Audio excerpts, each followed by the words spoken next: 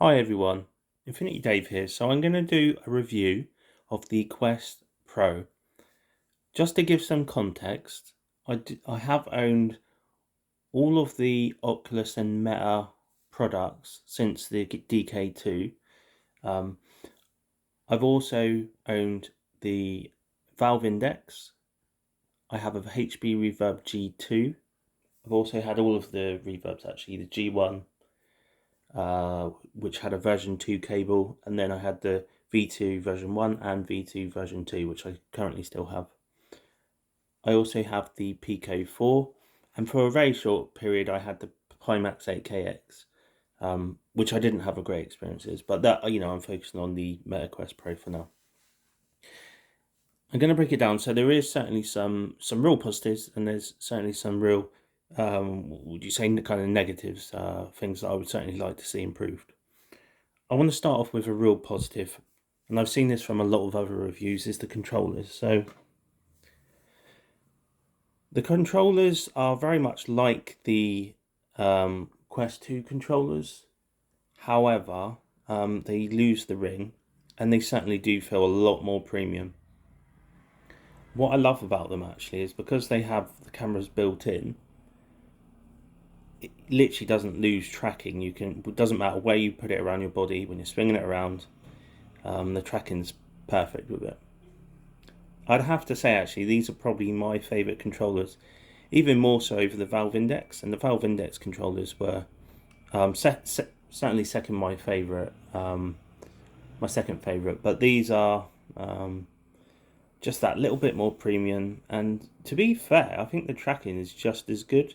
I mean, if you're doing it in pitch black, which I did try actually, they don't track as well as the Index because it needs some kind of light, but it works in pretty dark scenarios. So very pleased with them. I guess to say one negative about them though is when you first turn on the headset, the controls don't track straight away. So imagining this is where I have it, sometimes it's like way over here, but it's still following it, and then a few seconds later it comes back.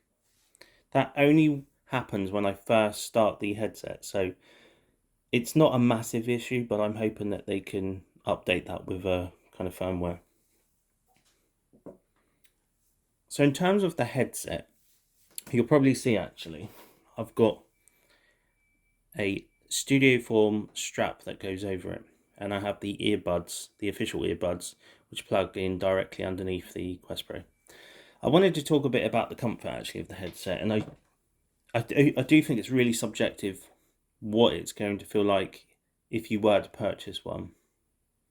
So when I initially tried it on, I thought this was really comfortable. I actually like that it's not sat on the front of your face. However, after maybe 30 minutes, the front really started to hurt my forehead. I could solve that a little bit by making it a bit more loose, but for any kind of games that you are moving around, like Beat Saber or anything like that, it needs to be a bit tighter. So I was finding it actually hurt, and it wasn't very comfortable in that sense.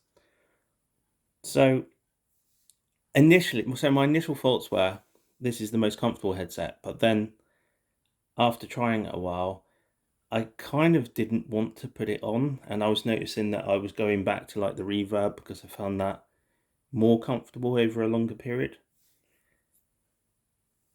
With the Studio Form strap, I would go back to saying that this is the most comfortable headset. It takes away that pressure on my forehead, and the weight of it just feels so much better. And not having that, on your face, I actually really like that. It is my go-to headset in terms of comfort, but that's only with the Studio Form strap. In terms of sound, the sound quality without the earbuds is better than the Quest 2, but it's certainly not as good as like the Reverb or the Index off-the-ear speakers.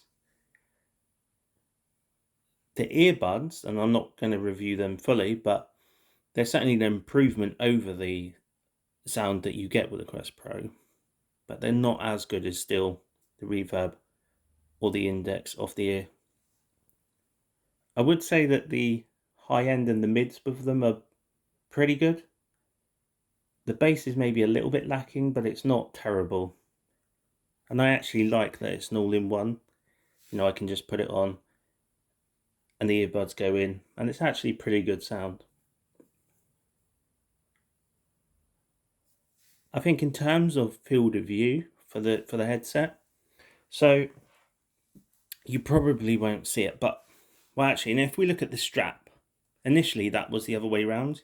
You can unclip it, you just pull it out, and you can turn it around.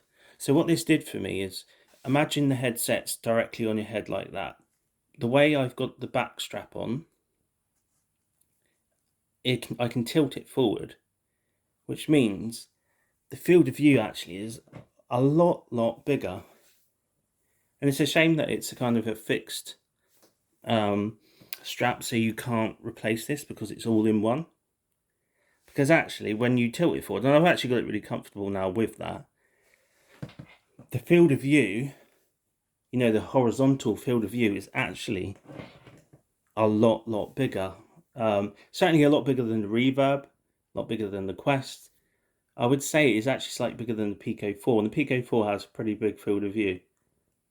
It's, for me, with that kind of the way I've set that up, it's much more in line with the Index. But again, I think initially I didn't have that, and I've had this headset for now just over 2 weeks. I had it on day one, so it's taken me a little while to kind of find the position that's comfortable but also gives me a really great field of view. And I think when I go onto a kind of a con, actually, when without doing that field of view, you know, tilting it down, and it's literally very close to my eyes, without doing that, there is quite a lot of binocular overlap. And what I mean by that, if I look left and right, both eyes don't seal the lens. It's like you see some black. With the, you know, me having it so close to my eyes and tilted, that actually is a lot better, and I don't really see much of that. So my eyes, when I look left and right, see pretty much the same thing. There might be a little bit of black, but actually it's a lot better than a lot of other headsets when I do that. So I want to go on to visuals, because I think visuals is a really big thing for the Quest Pro. So I'll go with a real positive at first, because actually these lenses are by far the best lenses on the market right now. I mean, there certainly may be better ones coming out with like the Pimax Crystal. And actually, when I say that, I've never tried the Vario Aero, which I've heard amazing things about, but I've never tried that, so I can't really comment on that. But the lenses on these, when you look left, right, up, down, I don't notice any clarity loss. It's just clear everywhere. So this sweet spot, I mean, when you move it around as well, is really big. In terms of the resolution, it certainly could be higher. I think when you're doing standalone, it is an improvement over the Quest 2, but I wouldn't say massively. It has a bit better colours. It does have that clarity still, like left to right, up and down. But you can certainly tell some of the boxes are a little bit jaggy, like when you're using it on a standalone. I guess if you're just using it for standalone, I'm not sure whether this would be for you. It is an improvement, like I said, but not massively. Apart from the lenses, again, that's really, I think that can be understated a little bit because the lenses are really good on it. In terms of PC VR, I've been really pleasantly surprised. So I run this on virtual desktop on Godlike mode, or if I'm using Airlink or Link, I will use the highest setting at 1.5.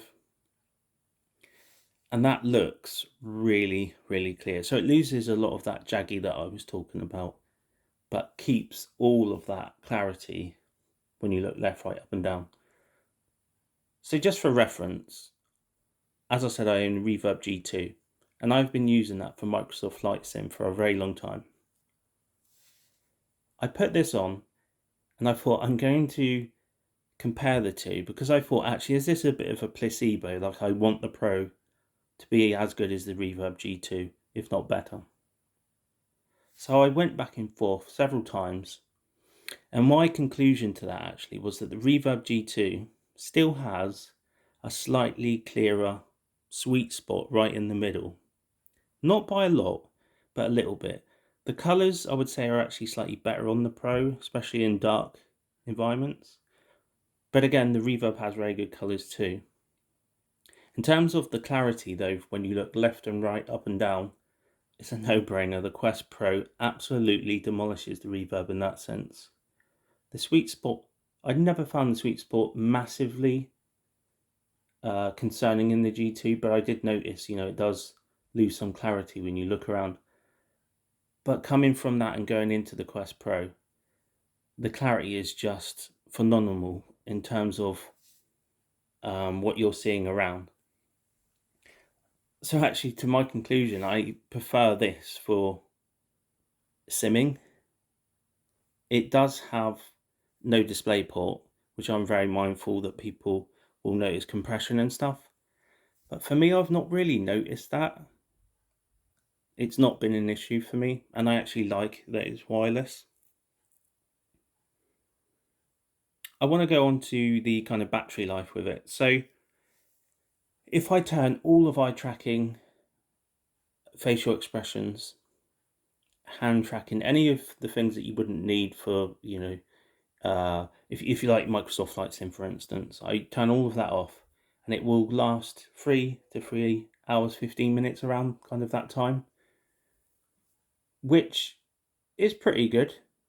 I think it could be better, but it's pretty good. If I turn everything on, hand tracking, facial expressions, eye tracking, it will last about an hour and a half, possibly 2 hours maximum, which I think is a little bit too low. Now I do have, and I've not got it right here now, but I have the AMVR neck battery bank, which gives the life of this about 4 or 5 hours more, so it solves a lot of the issues there. But again, that's a mod that I would hope to have had something that made the Quest Pro last longer than it does currently without any kind of modifications. Same with the comfort.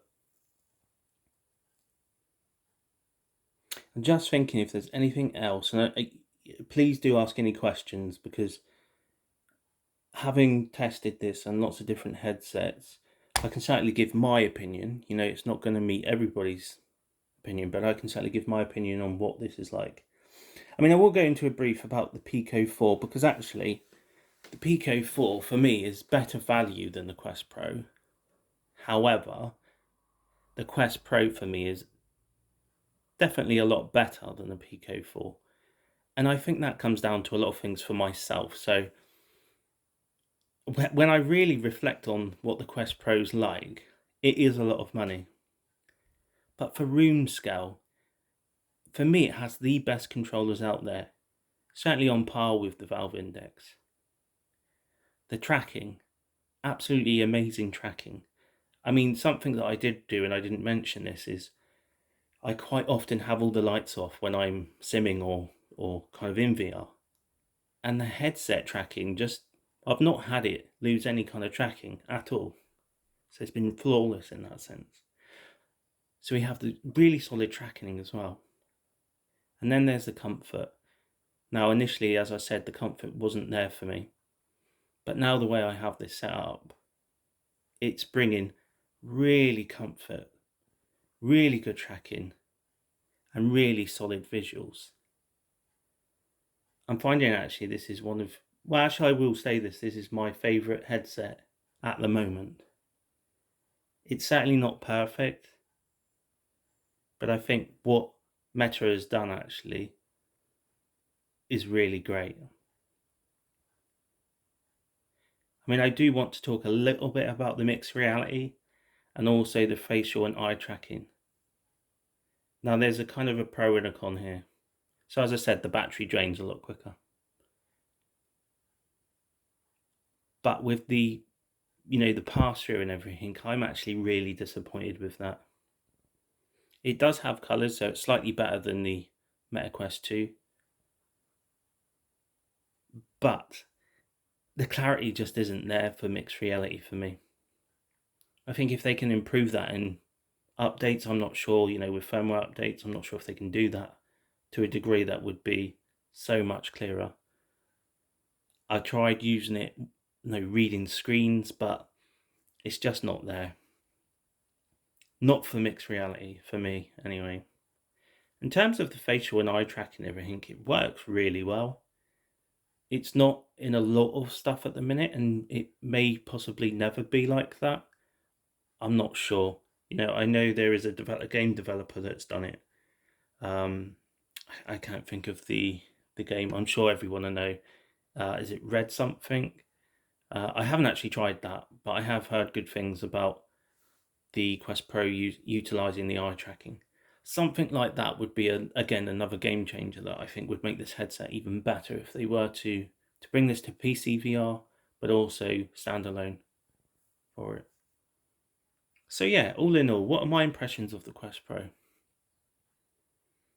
I think my initial impressions is taking me a little bit of time because I was a bit up and down with it.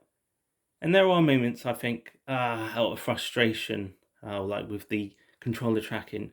But ultimately, this is my favourite all-around headset. And it's something that I find that I keep going back to. I really hope that you liked my video. If you do, please give me a like, subscribe, and feel free to comment because I'm happy to kind of respond to any questions, sorry.